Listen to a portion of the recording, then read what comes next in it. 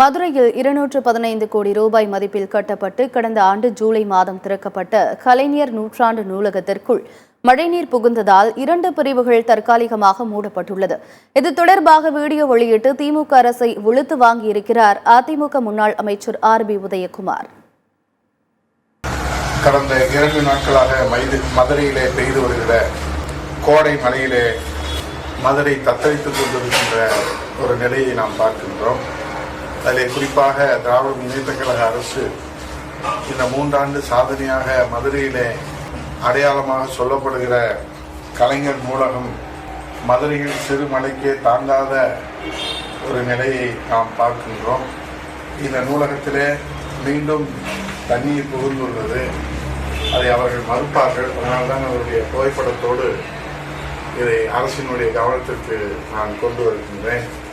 இந்த 2 பிரிவுகள் தற்காலிகமாக மூடல் என்கிற ஒரு சாதனையை நாம் பார்க்கின்றோம்.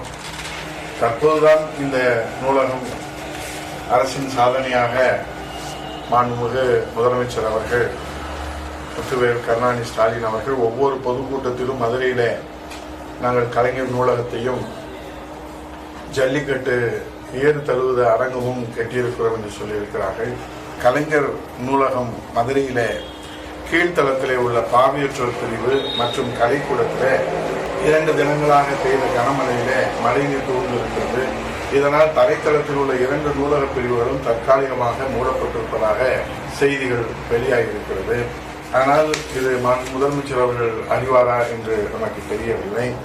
இந்த நூலகம் அரசின் சாதனையாக பறைசாற்றப்பட்டது.